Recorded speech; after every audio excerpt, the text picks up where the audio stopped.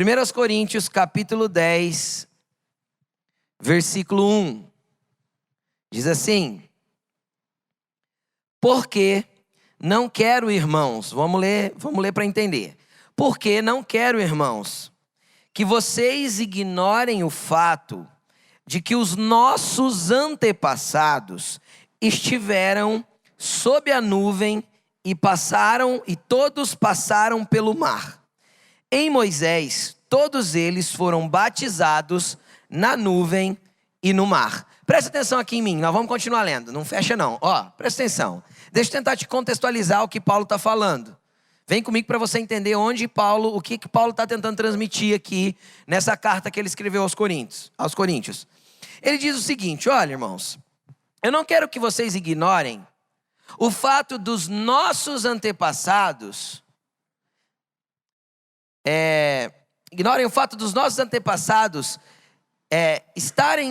que eles estiveram sob a nuvem e passaram pelo mar. Preste atenção numa coisa.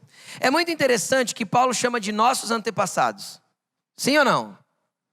Sim. Então, se você não tem descendência judaica, pode ser que você esteja pensando assim, mas não tem nada a ver com os meus antepassados. Paulo dirigiu essa carta para uma igreja não judaica. Para uma igreja em Corinto, uma igreja de um povo como nós, que não era judeu. Ok? Estão comigo? Só que ele chama e ele se refere a esta igreja como os nossos antepassados. Por quê? Porque se nós formos para o livro de Romanos, Paulo deixa claro que Abraão era nosso pai na fé. Que a fé de Abraão deveria ser imitada e que por causa da nossa imitação de fé, ele também era nosso pai. Paulo também explica no próprio livro de Coríntios que nós fomos enxertados para receber da mesma graça e da mesma glória que o povo de Israel. Então o que ele está falando? Olha, os nossos antepassados, que inclui a gente nessa linhagem judaica, tá bom? Inclui pela fé nessa linhagem judaica, caminharam pelo deserto quando saíram do Egito. E lá, saindo do Egito, eles foram batizados no mar, através de Moisés, no mar e na nuvem. O que isso significa? Qual que é o simbolismo disso? Que a travessia do mar significa para nós o batismo nas águas, é uma passagem pelas águas.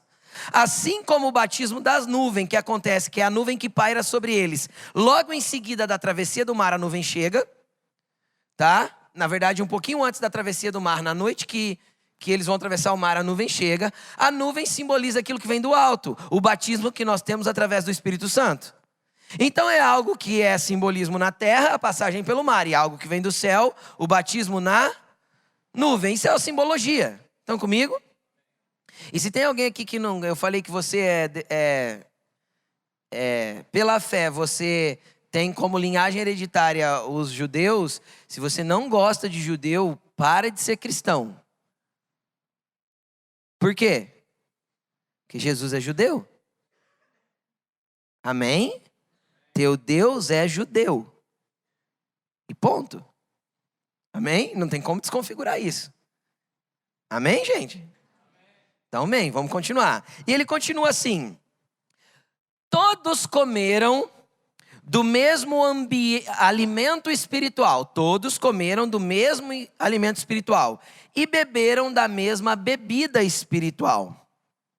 Pois bebiam da rocha espiritual que os acompanhava. Essa rocha era Cristo.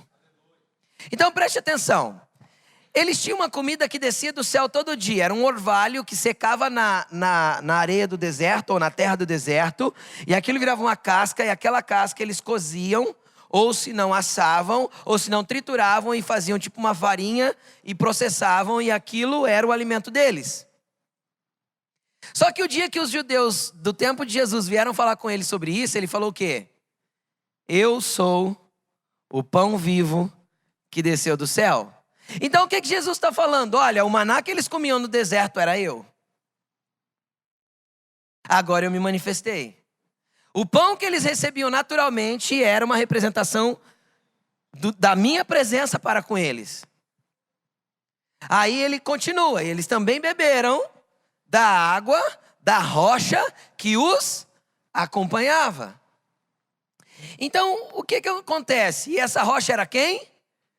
Cristo.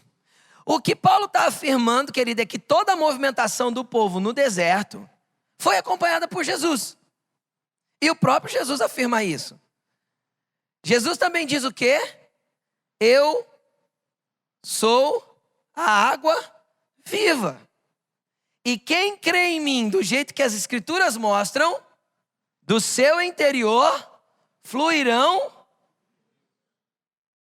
O que eu quero te mostrar com isso? Primeiro ponto. A centralidade que Cristo tem em tudo. Agora fala uma coisa, se simbolicamente, preste atenção, se simbolicamente um orvalho que descia do céu e se tornava lá uma casquinha e virava um pão, ou um bolo, ou um assado, era Jesus. Se uma rocha que jorrou água era Jesus, e ele fala, eu estava com eles e eu caminhava com eles, em sombras e em coisas que eram exemplos daquilo que ele era, deixa eu te explicar uma coisa. Hoje nós temos um selo dentro de nós, dado pelo próprio Senhor, que é o Espírito Santo, que nos garante que Ele está conosco em todo o tempo, em todas as coisas, em todos os momentos. O pão que alimenta o nosso espírito é Cristo. A água que sacia a nossa sede é Cristo. E não dá para viver sem Ele. Porque Ele é tudo, em todos. E não tem como você tentar desconfigurar isso. Mesmo aqueles que desconhecem isso, Ele ainda é o alimento, Ele ainda mata a sede. Amém? Vocês se empolgaram muito pouco com o que eu falei. Eu acho que não foi ministrado no teu espírito do jeito que foi no meu. Porque isso é muito poderoso. Porque o ar que você respira depende dele. Porque Ele é o Senhor da tua vida. Mesmo que você não tenha se entregado para Ele ainda. Mesmo que você não tenha passado pelo batismo do mar, nem no batismo da nuvem. Ele continua sendo aquele que te acompanha. Mesmo que você não goste de Jesus. Ele continua sendo aquele que te ama e vai ficar com você até que você se renda para Ele. Amém? Agora deixa eu te fazer uma pergunta bem legal e interessante. E eu tenho certeza que todo mundo vai levantar a mão. Quem aqui come todo dia? Levanta a mão. Quem aqui come todo dia? Levanta a mão. Levanta a mão. Se você não come todo dia, irmão, a gente pode te ajudar numa cesta básica. Pode falar com a gente, tá? Não tem problema. Se tem alguma necessidade, a gente pode ajudar. A gente tá aqui como igreja. Só se for dia de jejum. Se for dia de jejum, não come não. Amém? Se for dia de jejum, fica sem comer que é melhor. Mas vamos continuar. Nós não só comemos todos os dias, e parece que essa pergunta é até estúpida. Né? Sim ou não? Nada a ver, né? Todo mundo come. Uma vez por dia? 4, 5, 7. Né? A gente come. Agora deixa eu te perguntar uma coisa. Por que você come todo dia? Pro teu corpo? Na verdade era só para viver, mas não é, né? Alguns vivem e outros engordam, né? Então, a gente come mais do que pode, deveria comer. Agora deixa eu te explicar algo muito interessante e muito poderoso. Se o teu corpo precisa de comida todo dia, por que você acha que o teu espírito não precisa? Se você come comida 5 vezes por dia, ou 3, ou 2 que seja, você come todo dia. Agora fala para mim, o quanto você tem alimentado o teu corpo espiritual? O quanto você tem se alimentado de Deus para que o teu corpo espiritual se permaneça firme, íntegro e de pé na presença de Deus? Quanto você come de Jesus? Quanto você come das coisas que Ele te dá? Deixa eu te explicar uma coisa. Jesus ensinou na oração do Pai Nosso que a oração do Pai Nosso nós deveríamos pedir o pão nosso. Então, de quanto em quanto tempo eu devo fazer essa oração? Jesus ensinou que oração é diária. E eu vou te explicar mais uma coisa. Jesus deu um tempo para a oração.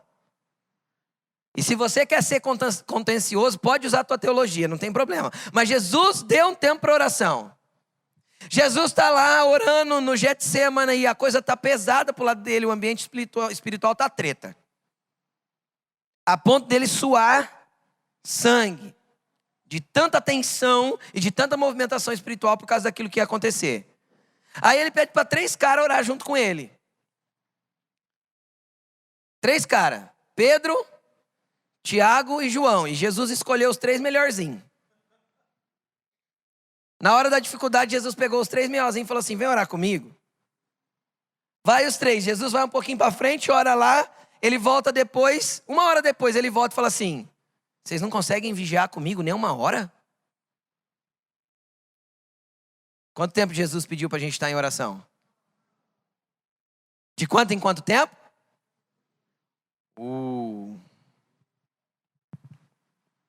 Todo dia.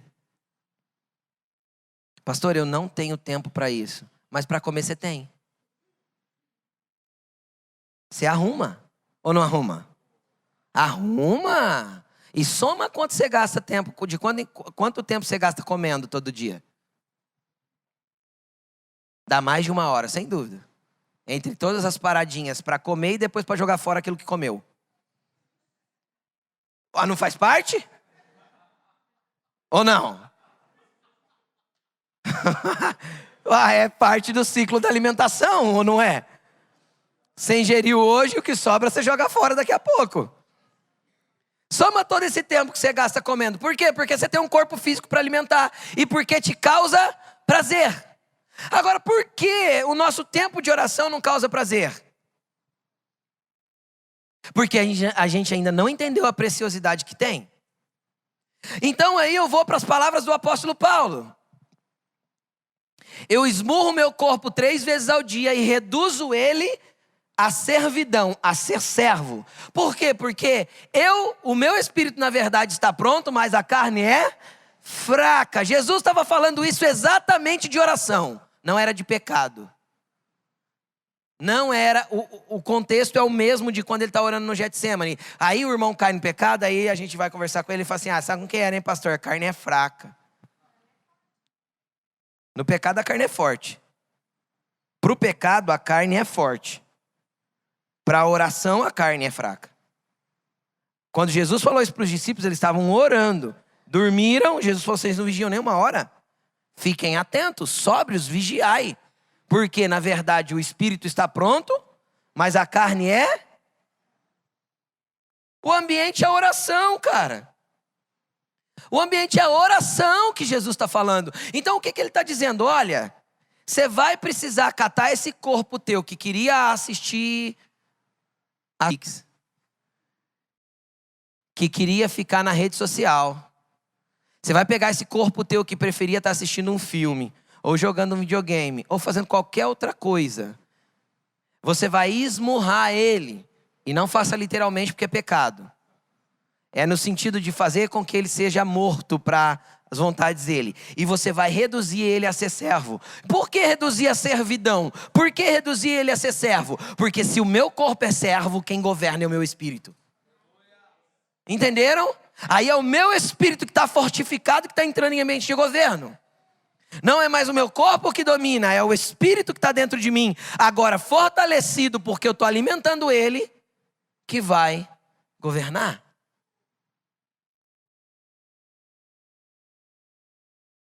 Uma igreja que ora, cara.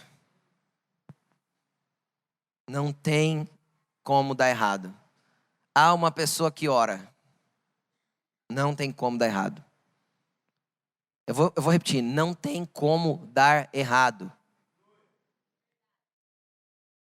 Desde que a sua oração não seja um ritual religioso. Desde que a sua oração seja a construção de um relacionamento. Porque no ritual religioso eu pego um caderninho, escrevo tudo que eu preciso falar, eu falo igual uma matraca, quando eu termino de falar eu vou embora e não espero Deus fazer nada no ambiente. Mas no ambiente de relacionamento, eu me relaciono com alguém quando há um fluxo de duas vias. Sim ou não? Quando eu falo e ele fala comigo. Então é assim que Deus quer se relacionar com você. Só que para de negligenciar o alimento espiritual. Para de negligenciar a sua leitura bíblica, o seu tempo de oração, por causa de qualquer outra coisa. Cara, se você toca o teu tempo de oração, o teu tempo com Deus por qualquer coisa, quando chegar diante de Deus, o que vai acontecer? Eu já falei que a maior testemunha contra nós diante de Deus vai ser nossas redes sociais. E na verdade os smartphones já estão denunciando isso, né? Toda semana chega o relatorinho de quanto você ficou. E é muito tempo, não é? Bom, mas vamos continuar. Esse não é o foco e o centro da palavra. Eu quero falar com você um pouquinho a respeito da rocha que sai água. Nós falamos de alimento, o alimento é importante. Qualquer dia eu vou voltar a ministrar a respeito da diferença de alimento e mantimento. Isso é poderoso. Tem uma diferença muito grande. Porque você pode pegar tudo que você ouve aqui, comer, ir embora para casa e ficar subnutrido o resto da semana. Como você pode levar isso como mantimento, cozinhar, trabalhar e fazer com que ele se torne vida para a tua vida. Amém? Então vamos continuar. Eu quero ler com vocês Êxodo capítulo 17, versículo 1 ao 6. Eu quero falar um pouco da rocha. Amém? Coloca no telão para mim Êxodo 17, versículo 1. Eu vou lendo aqui, vocês vão acompanhando aí. Pode acompanhar pelo telão, pode ser? Vamos lá? Tá aí já? Diz assim, ó. Toda a comunidade de Israel partiu do deserto de Sim, andando de um lugar para outro, conforme a ordem do Senhor. Eles eram guiados por Deus, estão vendo? Conforme a ordem de quem? Do Senhor. Acamparam em Refidim, mas lá não havia água para beber. Por esta razão, queixaram-se a Moisés e exigiram: dê-nos água para beber. Ele respondeu: por que se queixam a mim? Por que colocam o Senhor à prova? Mas o povo estava sedento e reclamou a Moisés: por que você nos tirou do Egito? Foi para nos matar de sede a nós, nossos filhos e nossos rebanhos? Então Moisés clamou ao Senhor: que farei com este povo? Estão a ponto de apedrejar-me? Respondeu o Senhor: passe à frente do povo, leve com você algumas das autoridades de Israel. Preste atenção nisso. Quem que era para levar com Moisés? Algumas das autoridades de Israel. Tenha na mão a vara com a qual você feriu o Nilo e vá adiante. Segura aí, eu vou terminar de ler. Presta atenção aqui. Novamente, deixa eu contextualizar você. Moisés tinha acabado de sair do Egito, Deus tinha feito um monte de milagres poderosos. Deus tinha manifestado o seu poder no Egito. Certo? 10 pragas, venceu o faraó, derrotou o exército, nuvem vindo, mar se abrindo. Pensa numa manifestação de poder gloriosa que Deus fez para eles. Gloriosa. Por quê? Porque Deus tinha acabado de chegar naquele povo e ele queria demonstrar o seu poder para que aquele povo cresce nele. Então ele dá sinais, primeiro para humilhar os deuses do Egito, depois para destruir o exército de faraó, porque o tempo deste exército tinha encerrado, e por último, e mais importante, para mostrar para aquele povo que ele era um Deus poderoso e que se preocupava com eles. Quem já recebeu o milagre de Jesus aqui? Por quê? Porque ele é um Deus poderoso e se preocupa com você. Aí o que acontece? Acontece que eles tinham acabado de entrar no deserto e tenta comigo aqui. Às vezes você não é bom de geografia ou não conhece a geografia, mas preste atenção. Se você abre o seu mapa ou o seu Google Maps aí no seu celular e você vai lá no Egito, é no mesmo lugar, o Egito não mudou não mudou o endereço do Egito de lugar. É lá no mesmo lugar no mapa mundi. Então, você vai lá no Egito, você vai ver que o Egito tem uma pequena península que passa por cima do Mar Vermelho e conecta direto o que a gente conhece hoje como faixa de Gaza. É ligado por terra. Sim ou não? Quem sabe de geografia sabe do que eu estou falando. O que acontece? Aquele era o caminho mais curto do Egito até a terra que Deus falou que ia dar para eles. Porém, Deus fala isso, está escrito no começo do livro de Êxodo. Eu não vou colocar eles pelo caminho da faixa de Gaza, que naquele tempo era a terra dos filisteus, pela terra dos filisteus. Por quê? Porque os filisteus eram um povo muito treinado na guerra. Eles eram, naquela região, o povo mais violento para a guerra eram os filisteus. É onde é a faixa de Gaza até hoje, é treta lá, não é? Você não vê na televisão? Nunca deixou de ser treta. Faz 4.000 anos que é treta a faixa de Gaza. E eram os filisteus, e os caras eram treta, não adianta. Os caras eram fortes, eram bons na guerra. E os caras que estavam saindo do Egito, o que era? Escravo, cara. Escravo construtor. Os caras sabiam fazer tijolo e levantar estrutura no Egito. É o que eles sabiam fazer. Aí você cata um bando de construtor, vai pôr para guerrear com o filisteu, vai dar ruim. Não porque Deus não intervir, Deus faria eles ganharem. Sim ou não? Mas a Bíblia diz que Deus falou assim, eu não vou colocar eles por ali porque eles terão medo da guerra. Porque o coração deles não estava pronto para isso. Estão comigo? Então Deus coloca eles no caminho do mar e eles param na beira da praia, do Mar Vermelho. Então Deus abre o mar, eles atravessam a seco e o exército do Egito é engolido pelas águas, porque eles terminam de atravessar, os egípcios estão atravessando, o mar se fecha.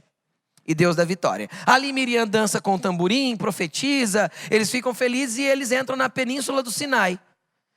Que é, se você olhar lá no mapa, você vai ver que tem um bico de terra assim, ó, que é onde é a parte da Arábia Saudita hoje. Arábia Saudita? Acho que é. Não tenho certeza. É um país lá do Oriente Médio. Tá lá, é um bico para baixo, é a Arábia Saudita. É a Arábia Saudita hoje, é a península do Sinai, é onde tinha o Sinai, o Horeb, é o mesmo monte. Tá bom? Horeb, Sinai, é a mesma montanha. E eles desceram ali naquela coisa. E o que tem ali? O que tem ali? Nada, irmão. Só pedra. Deserto. Não tem nada. E quem conduziu eles, que a gente leu? Quem? O Senhor conduziu eles até esse lugar. O Senhor conduziu eles até ali. Porque era ali que Deus queria manifestar um pouco mais do seu poder. Querido, muitos desertos que você passa, é só Deus querendo manifestar o poder dele na tua vida e você não está entendendo. Muitas vezes você fica orando para Deus te tirar do deserto, quando Deus só queria se manifestar no deserto. Entendeu? Muitas vezes a gente fica orando para o deserto passar logo. Na verdade, às vezes tudo que Deus queria era se manifestar poderosamente para você lá no deserto.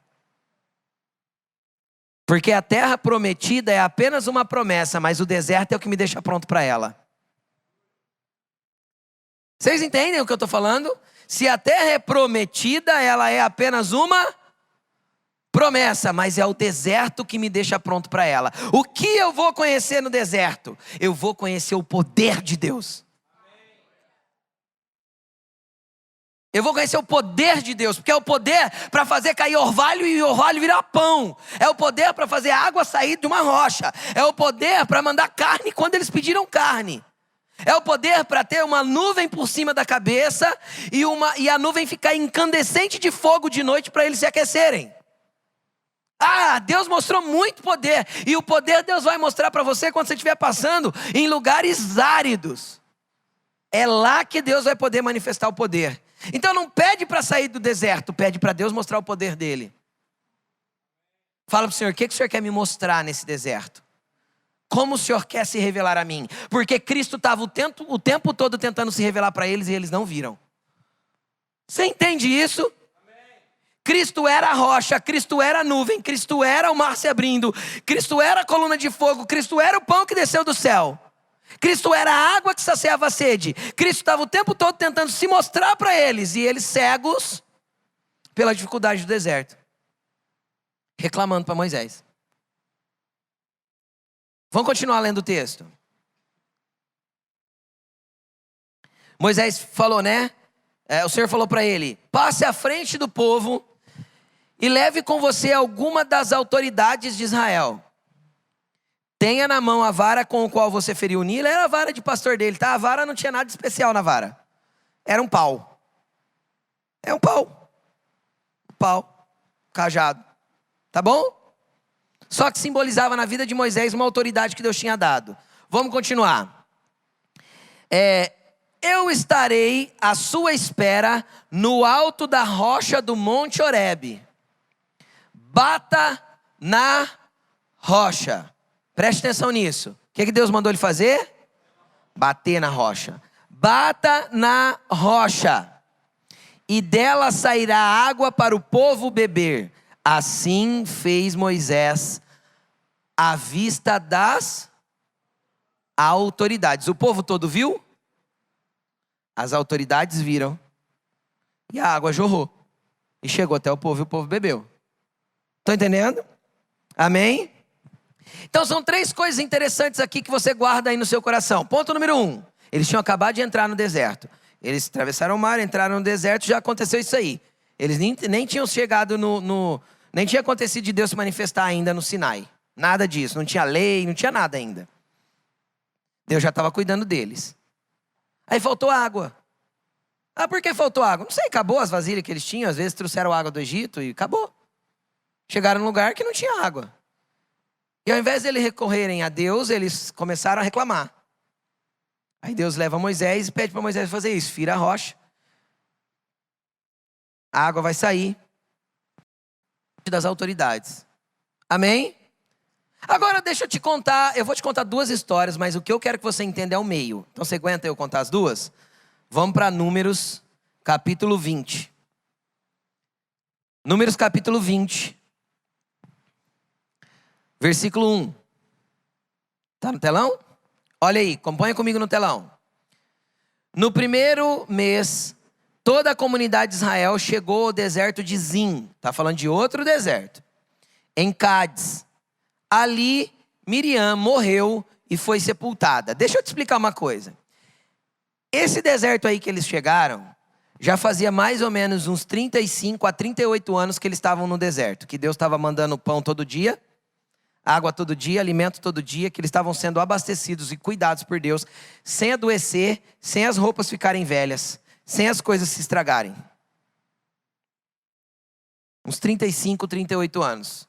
Miriam, quando atravessou o mar, ela cantou, dançou, profetizou. Aí ela já estava morrendo de velhice. Fazia tempo. Amém? Vamos lá, olha o que acontece. Não havia água para a comunidade de Israel. Olha aí, uma mesma situação. Querido, quando nós não somos aprovados da primeira vez, Deus faz a gente voltar no mesmo lugar para ver se a gente aprende. Entendeu? Quando a gente não aprende pela primeira vez, Deus vai proporcionar a mesma situação de novo, porque nós precisamos aprender. Foi assim com Pedro. Preguei isso 3 semanas atrás. Pedro conhece Jesus numa praia. Pedro abandona Jesus. E aí Jesus aparece para ele de novo aonde? Na praia. O que Pedro estava fazendo da primeira vez? E da segunda vez? Quando a gente não aprende da primeira vez, Deus vai proporcionar o mesmo ambiente de novo para que a gente aprenda dessa vez. Deus vai proporcionar. Eu não estou falando do Satanás, não, do diabo, dessas coisas tudo que a gente fica atribuindo, né? Eu costumo dizer que o diabo, gente, é igualzinho o Estado Islâmico. Qualquer atentado que tem no mundo, eles reivindicam a autoria. É ou não é? Quem já viu isso? Explode uma bomba em qualquer lugar do mundo, eles pegam e já falam, é nós, foi nós. Não é verdade? O diabo é assim, cara. Tem coisa que é Deus que está fazendo na tua vida e você atribui para ele e fala, opa, fui eu mesmo. Mas é Deus que está fazendo, porque se você combate contra Satanás naquilo que Deus está fazendo, você não consegue ser tratado. Entendeu? Estão comigo? Tem coisa que Deus está proporcionando e você está aí. Sai, Satanás, em nome de Jesus. Cara, para de mandar Satanás embora. Posicione-se e aprenda, porque o deserto passa. Mas vamos continuar. Não havia água para a comunidade de Israel. E o povo se ajuntou de novo. 35 anos de crente e eles não aprenderam ainda? 35 anos. 35 anos no deserto e eles não aprenderam ainda. Quantas pessoas acham que porque vir na igreja e passar tempo sentado no banco de uma igreja, dá para eles algum mérito no mundo espiritual? Tem gente que pensa por frequentar a igreja de domingo a domingo está aprendendo alguma coisa. Você está malemar recebendo um soro para se manter vivo mais uma semana. Vir à igreja não te faz um cristão. Até porque muitas vezes a gente vem à igreja para cumprir um papel. Bati meu cartão no domingo, ufa, não preciso ir mais. E se gosto bastante do Fantástico, venho no culto da manhã.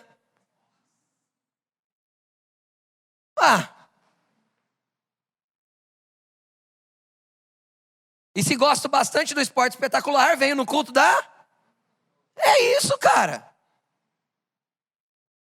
Isso não te faz um cristão. Isso não te faz ter relacionamento com Jesus. Pastor, então para que eu venho na igreja? Você vem na igreja para receber alimento. Só que esse alimento tem que se transformar dentro de você em mantimento. É diferente eu ir num restaurante comer e sair. E é diferente eu ir num supermercado e trazer um saco de arroz, um saco de feijão, um punhado de carne. E eu ir para o fogão, eu cozinhar aquilo. E aquilo gera nutrição para mim. Não é só uma semana, dias e dias aquilo vai me nutrir. Então aqui não é um restaurante, aqui é um supermercado espiritual. Pega o mantimento, leva para casa, cara, mas faz ele virar mantimento. Abre a Bíblia, cavuca, leia, ore em cima daquilo que você aprendeu até que a tua vida seja transformada. Oh, Jesus, como Jesus quer vocês.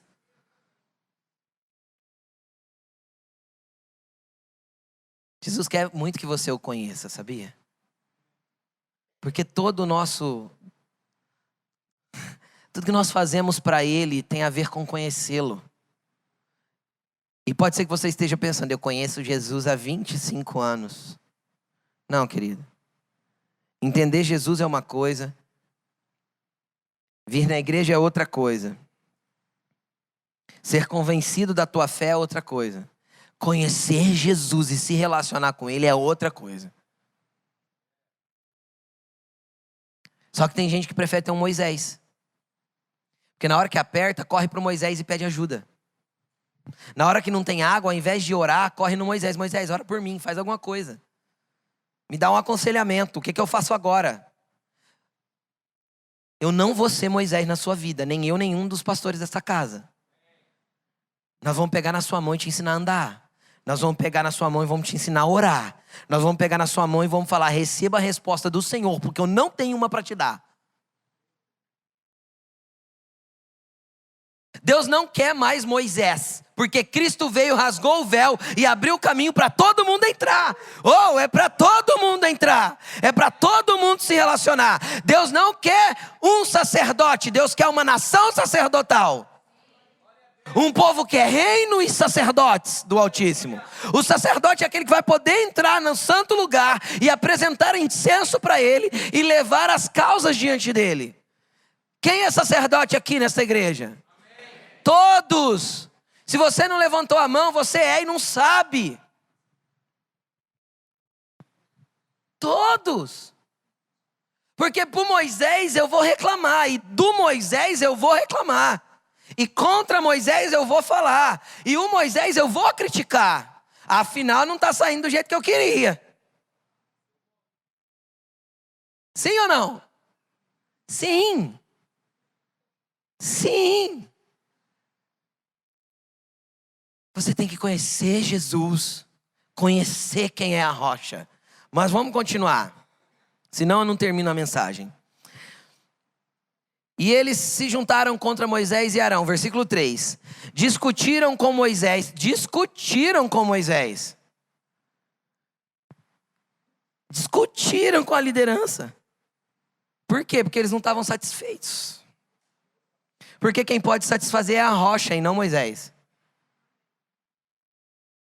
Vamos continuar. Quem dera tivéssemos morrido quando os nossos irmãos caíram mortos perante o Senhor. Ele está falando da revolta de Corá, que já tinha passado. 18 mil, se eu não me engano, morreram num dia só. Ah, quem dera a gente tivesse morrido junto, a gente tá com sede. Mas vamos continuar.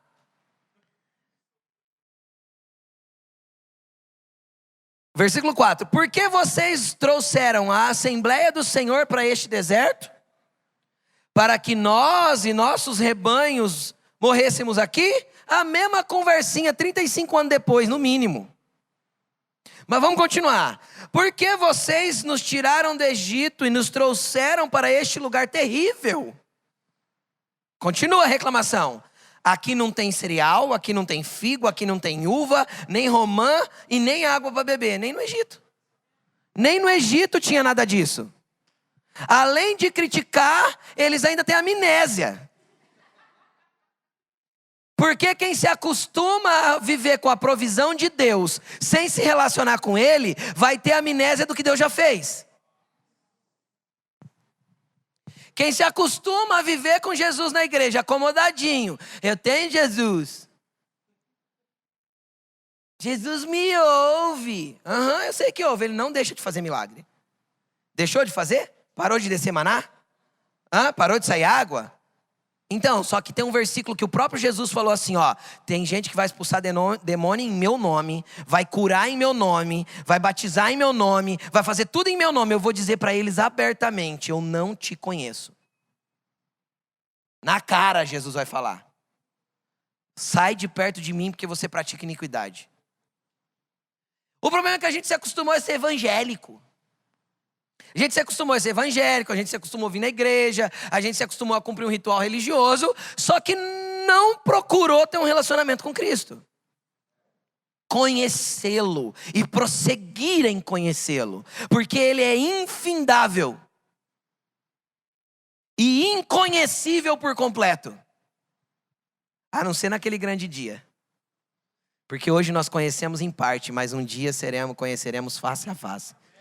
O próprio Paulo falou isso. Aí continua aqui. Lá tinha figo, lá tinha cereal, lá tinha não tem, aqui não tem, lá também não tinha, cara. Eles comiam melão e cebola no Egito. Só que de vez em quando tinha uma carninha que o faraó dava. Só que 35 anos vendo milagres não serviu para eles conhecerem Deus. 35 anos vindo na igreja não vai servir para você conhecer Deus. A não ser que você se renda para conhecê-lo. Lembra que eu falei que eu ia contar 2 histórias porque é o meio que valia a pena? Vamos lá, vamos continuar. Senão eu não vou chegar lá. Versículo 6. Moisés e Arão saíram de diante da assembleia. A assembleia é a palavra carral. É todo o povo de Deus. Tá? Era todo o povo.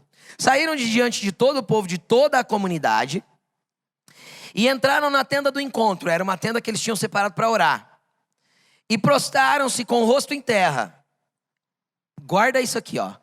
E a glória do Senhor lhes apareceu. Eles saíram da presença do povo, entraram para orar, a glória de Jesus veio. A glória de Deus desceu. Vamos continuar. Perdi.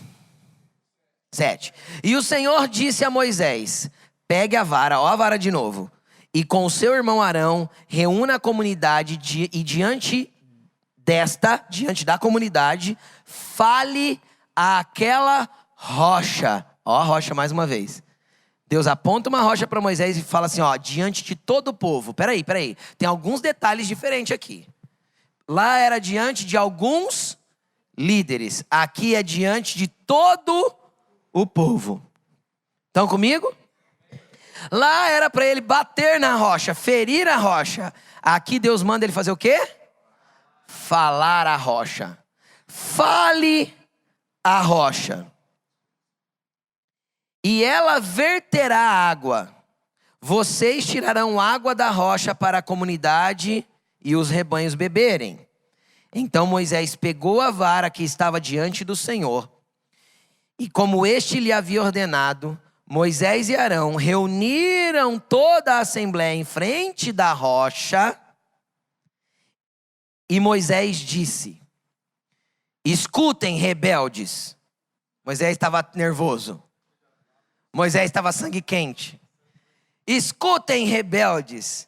Será que teremos que tirar água dessa rocha para lhes dar? Então Moisés ergueu o braço e bateu na rocha 2 vezes. Foi isso que Deus mandou ele fazer? Então deixa eu te explicar uma coisa. Nem tudo que gera milagres é a vontade de Deus. Entendeu? Nem tudo que gera milagres é do jeito que Deus gostaria que fosse. Gerou um milagre. A água saiu? Saiu. Nem tudo que gera milagres é da forma que Deus gostaria que fosse. Então a nossa preocupação deve ser não é em gerar o milagre, mas em fazer da forma que Deus quer que faça. Vamos continuar. Ele bate 2 vezes, jorrou a água e a comunidade e os rebanhos beberam. O Senhor, porém,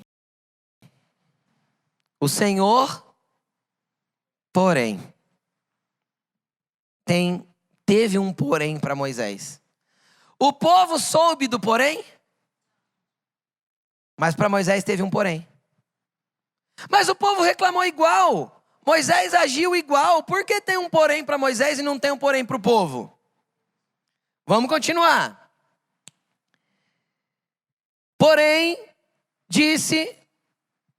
O Senhor, porém, disse a Moisés e a Arão: como vocês não confiaram em mim para honrar a minha santidade.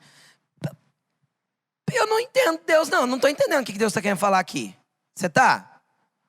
Eu não estou entendendo, porque veja bem, o que tem a ver catar um pau e bater na pedra com honrar a santidade de Deus? Faz sentido? Faz muito sentido, sim ou não? Mas vamos continuar. Vocês não conduzirão esta comunidade para a terra que eu lhes dou. Pronto. Deus falou para eles: cara, porque vocês não me honraram e não me santificaram, pegaram o pauzinho aí e bateram na pedra, vocês não vão continuar levando o povo. Vocês vão morrer antes. Josué que vai entrar com esse povo lá, vocês não. Amém? Estão comigo? Por que isso aconteceu? Qual que era a diferença do povo que reclamou do mesmo? Reclamou pior, né? Reclamou pior, você concorda comigo? Porque 35 anos sendo cuidado por Deus. A Bíblia diz que as sandálias deles não se envelheceram. Nem uma correia da sandália quebrou em 35 anos. É milagre ou não é milagre? 35 anos comendo todo dia, olha que interessante. A Bia perguntou isso para mim ontem, acho que foi. 35 anos, caiu o orvalho, secava, virava o maná. O pão que eles faziam lá. Eles colhiam durante 6 dias, só que na sexta-feira eles tinham que colher porção dobrada. Se eles colhessem mais do que eles precisavam nos outros dias, o que sobrava apodrecia. Só que na sexta-feira não apodrecia, dava para os 2 dias. Cara, era 35 anos vendo milagre e eles se queixaram pior do que da primeira vez. Só que não mudou. Deus deu água do mesmo jeito. Sim ou não? Sim. Agora eu quero te explicar o que Deus quer que você viva. O que Jesus veio fazer e por que Ele é a nossa rocha. E como nós devemos nos relacionar com ela. Coloca para mim no telão Êxodo capítulo 33. Êxodo 33, 18.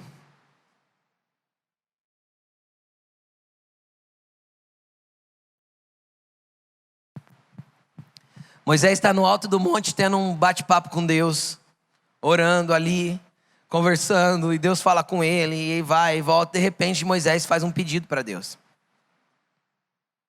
Um pedido de quem tem fome e sede. Um pedido de quem não se contenta a ser um subnutrido espiritual. Um pedido de quem não se contenta apenas com a água e o pãozinho descendo do céu.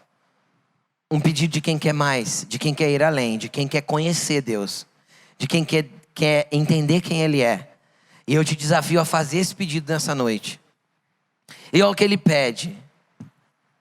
Então, versículo 18. Então disse Moisés: peço que me mostre a tua glória. Moisés não queria porque, preste atenção, até aqui, isso está no meio, tá? Isso está no meio. Até aqui, milagre Moisés já tinha cansado de ver, cara. Foi praga para todo lado, foi rio virando sangue, foi mar se abrindo.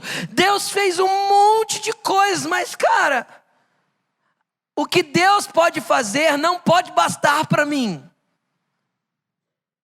O que Deus pode fazer não pode bastar para você. Queira mais, queira conhecer quem Ele é, queira conhecer a glória dEle. Queira ir mais profundo. Moisés estava lá, ele já tinha visto tudo que Deus pode fazer. Ele falou assim: Deus, eu quero conhecer a Tua glória. Eu quero conhecer você, Deus. Porque a glória de Deus é Deus. Tá bom, Deus, eu já sei o que você pode fazer. Mas não basta para mim saber o que o Senhor pode fazer. Eu quero te conhecer. Me mostra a tua glória. Sabe o que eu acho interessante? Como Deus responde para Moisés. E Deus respondeu: diante de você farei passar toda minha bondade. Nesse processo de conhecer Jesus, você vai conhecer primeiramente a bondade dele. E diante de você proclamarei o meu nome, Yahvé, o Senhor. Então deixa eu te explicar uma coisa. Conforme você começar a conhecê-lo, vai acontecer na tua vida igual aconteceu com Pedro. Lembra de Pedro? Quem o povo está dizendo que eu sou? Ah, Elias, um profeta. E vocês? Pedro fala assim: tu és o Cristo. Pedro pôde dizer quem ele era. E se eu perguntasse para você hoje, quem Jesus é para você? Será que você teria uma descrição para dar dele? Ou você resumiria no: ah, é meu Deus, é meu tudo, ah, é o cara que morreu na cruz? Quem Jesus é para mim? Quem Jesus é para você? Ele vai divulgar, proclamar quem Ele é para você. Você vai passar a entender quem Ele é. E quando você entende quem Ele é, você entende quem você é nele. Por isso há um prazer enorme em conhecer Jesus. Por isso você deve esmurrar o seu corpo 3 vezes ao dia. E você deve estar com Ele no quarto todo dia. Mas pastor, eu entro no quarto, eu falo 5 minutos, eu já não tenho mais o que falar. Isso! Então cale-se e fala: Deus, eu estou aqui só por causa de você. Não tenho mais nada para falar. Ah, cara, deixa eu te explicar uma coisa. Sabe aquele restaurante que você foi por causa que você amava uma pessoa, mas você não gostava da comida? E no meio do negócio você pôde olhar para o rosto da pessoa e falar assim: eu estou aqui só por causa de você. Cara, isso denota importância. Sabe aquele filme que você não gosta de assistir, né, Elaine? E você vai só por causa que você ama a sua esposa?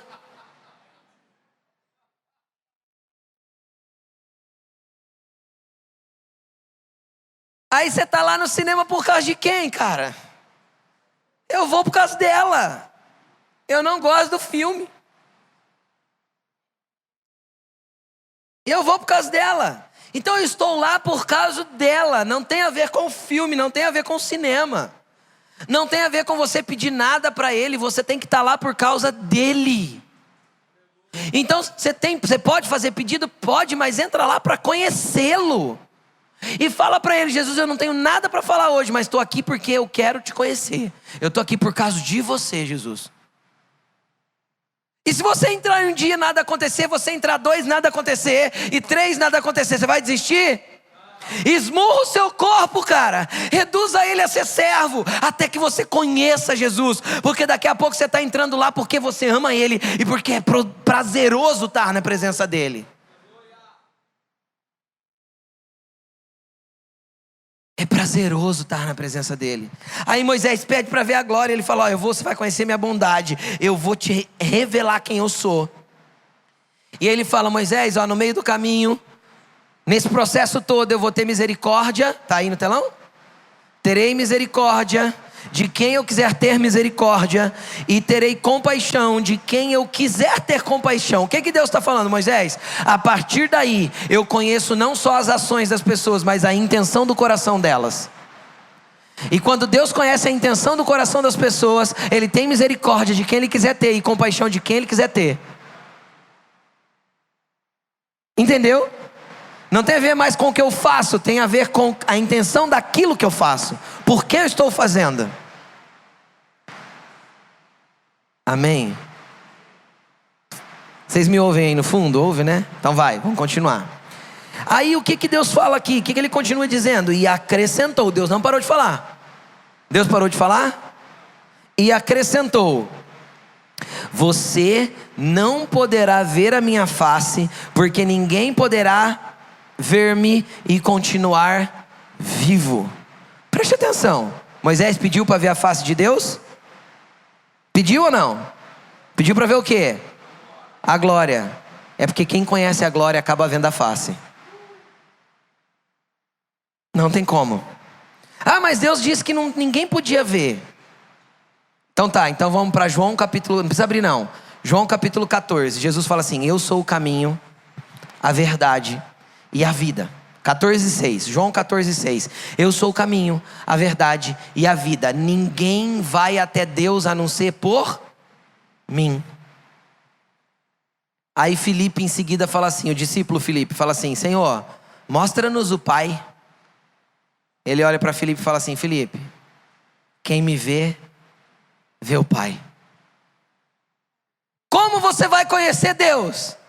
Conhecendo Jesus. Porque quem vê Jesus, vê o Pai. Quem conhece Jesus, conhece o Pai. Quem conhece o que Jesus é. Mas pastor, eu posso ver Jesus? Sim, ele disse: quem me vê, vê o Pai. Agora eu vou continuar. Você não só vê Jesus. Olha o que o Senhor prosseguiu. Está no telão? Prosseguiu o Senhor. Deus não parou de falar. Prosseguiu o Senhor.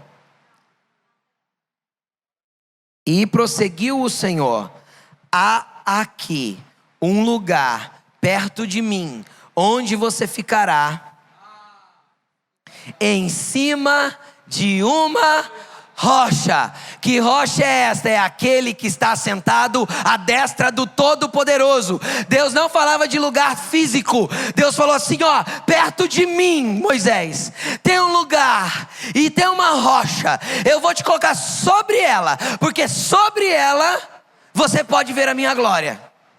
É através do Cristo que você me conhece. É através da rocha que você sabe quem eu sou. Então eu vou te trazer, Moisés, e vou te colocar do meu lado, em cima da rocha.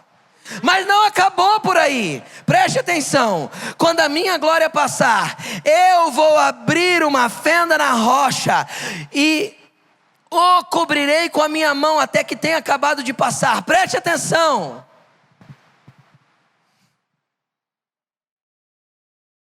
Moisés entrou em Jesus e Jesus entrou em Moisés, cara. Jesus quer entrar em você e você tem que mergulhar nele. Cristo em nós, a esperança da glória. A vida eterna é, João 17:3 ou 4. A vida eterna é que te conheçam como o único Deus e conheçam a Jesus a quem enviaste. Esta é a vida de verdade, esta é a eternidade real. Esse é o significado de viver. É chegar tão perto de Deus que Deus precise abrir Jesus e te colocar dentro dele para que você se torne um com ele. Aí você entende por que Moisés não podia bater na rocha? Porque quando eu conheço Jesus, querido, eu só falo e rios de água viva começam a fluir de mim. Por que ele pôde ferir antes? Porque ele não sabia quem a rocha era ainda. Aí Jesus já veio e já foi ferido. A rocha foi ferida, mas era para ser ferida uma única vez. E ele já foi ferido pelas nossas transgressões, já foi moído pelas nossas iniquidades. Essa uma vez que Moisés simbolizou já aconteceu. O que nós temos agora como herança? Uma rocha que flui quando nós falamos com ela. Uma rocha que flui quando nós falamos com ela. Se você falar com Jesus, cara, você consegue resumir que tudo isso, entender que tudo isso se resume em estar com Ele? Ai, pastor, o meu ministério, o meu trabalho, o meu. Cara, esquece tudo isso. Porque Deus sabe que você precisa de todas essas coisas.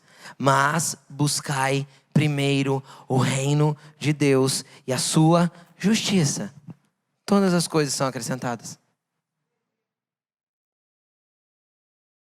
Conheça Jesus.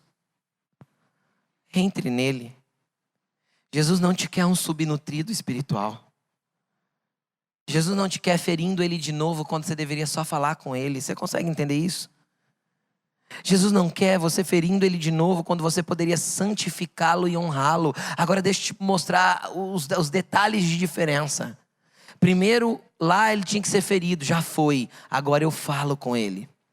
Depois, lá ele se manifesta diante de alguns líderes. Foi visto só pelo povo de Israel. Vocês estão comigo? Agora toda a comunidade pode ver a água jorrar.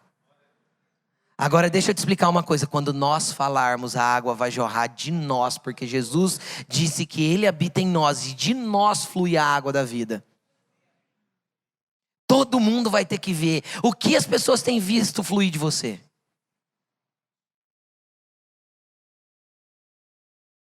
O que as pessoas têm visto fluir de você? Ah, mas pastor, não flui. Não flui porque você é anêmico. Não flui porque você está subnutrido espiritual. Não flui porque você aprendeu igual as 10 virgens. Ouvi isso do Luiz Hermínio e achei interessantíssimo. Igual das 10 virgens. 5 eram prudentes, tinham óleo. E 5 precisavam ainda ir comprar porque o óleo delas não deu. A gente está mais acostumado a comprar dos Moisés os óleos. Ora por mim, derrama um pouquinho. Dá um pouquinho de óleo aí. Você viram que a primeira coisa que elas fizeram foi pedir para o outro? Cara, gere o teu próprio óleo e tire da rocha o óleo, porque é de lá que vai jorrar. Ah, meu Deus do céu, conheça Cristo. Relacione-se com Ele. Poderoso que você vai viver. Pastor, e o meu trabalho? Vai acontecer, cara, é assim, as portas se abrem. E as que tem que ficar fechada, fica fechada.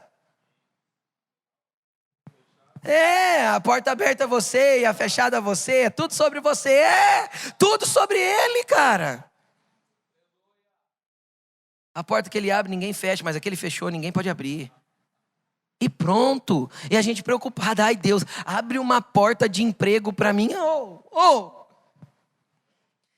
entra nele, relacione-se com Ele, sabe o presente que você precisa? Sabe o milagre que você tem que alcançar? Sabe onde está? Na rocha que os acompanhava.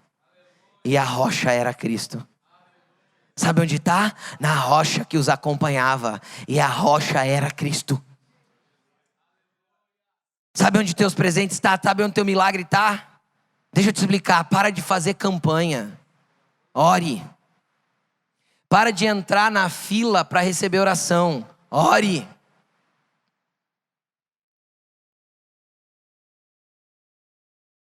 Sete semanas para tal coisa, cara. Vida no quarto para tudo. Entendeu? Substitui os Moisés pelo relacionamento com a rocha. Ela continua lá do lado do Pai. Entendeu? Porque ele morreu e foi levado e se assentou à destra do Todo-Poderoso. Com que nível de glória? João 17, versículo 1. Pai, glorifica-me com a glória que eu tinha com você antes do mundo existir. Ele está lá, cheio de glória de novo. Para quem? Para nós. Para você. Tem uma multidão com sede. Tem uma multidão no deserto, queimando debaixo do sol, esperando a água. Fale com a rocha. Vai jorrar daqui. Vai jorrar daí. Eu vejo fontes no deserto aqui, ó. Eu vejo muitas fontes no meio do deserto da vida das pessoas. Eu vejo muitas fontes jorrando nas academias, nos bares, nos trabalhos, nas empresas. Eu vejo muitas fontes jorrando de pessoas que se relacionam com Ele porque o amam. Ah, Jesus é apaixonante, gente. Impressionante. E se tivesse mais um monte de antes para falar dele, todos os antes ele era. Grande, poderoso, rei da gente. Daqui um dia ele vem. Ah, meu Deus, daqui um dia ele volta. Ai, pastor, eu não acredito nisso, o problema é seu. Você querendo ou não vai acontecer. Se você falar assim, eu não acredito na gravidade. Sobe no polo, sobe de cima do prédio e pula. E fala para a gravidade que você não acredita nela. Ele vai voltar. Para quê? Para ser o rei que os israelitas esperavam. Agora ele vem reinar. Uma espada sai da sua boca e os seus olhos são como chama de fogo. E os seus pés são de lação reduzente. Ele vem montado num cavalo branco e com ele miríades de miríades dos seus santos. Quem que são os santos dele? Os que entraram na rocha. E ele vem para quê? Para governar. Para governar. Entendeu? Ah, eu amo Jesus. Coloque-se de pé. O que você vai orar? Jesus, eu quero te conhecer. Às vezes você vem na igreja há anos e você está pensando assim, eu nunca conheci Jesus assim. Às vezes você está pensando, eu venho na igreja há anos e eu não conheço Jesus ainda. Então, essa noite um processo pode começar. Que seja o processo da bondade hoje, mas comece. Deus, me mostra a tua glória. Se apresenta, se demonstra em quem tu és para mim. Deus, mostra-me a tua glória. Se demonstra em quem tu és para mim. Deus, mostra-me a tua glória. Fala para ele, Jesus, eu quero te conhecer. Eu quero entrar em você. Eu quero te conhecer, eu quero te ter, Jesus. Jesus, e os meus problemas? Estão escondidos nele. Todas as soluções. Todas as soluções estão nele. Cara, eu não posso orar isso por você, mas se você quer mais dele, você quer entrar neste lugar de conhecê-lo, sai do teu lugar e vem aqui para frente. Vem. Vem, se você quer mais dele. Se você realmente quer mergulhar num conhecimento de quem Jesus é. Se só beber da água não está bom para você, você quer mergulhar e entrar na rocha, sai do teu lugar e vem aqui para frente. Você que veio, vem bem perto do altar para que caiba todo mundo, por favor. Vem bem para frente. O Senhor está neste lugar, querido. Oh, Jesus, obrigado. No período da manhã, o Senhor liberou anjos para tirar espíritos da subnutrição. Esses mesmos anjos estão aqui novamente, com uma vitamina celestial para injetar em você e tirar o teu corpo espiritual da subnutrição, para que você possa ter forças para caminhar com Ele.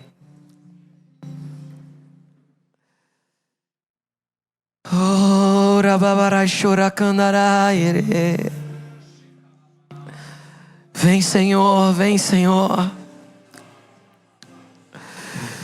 Vem, Senhor, nós queremos te conhecer, nós queremos saber quem tu és.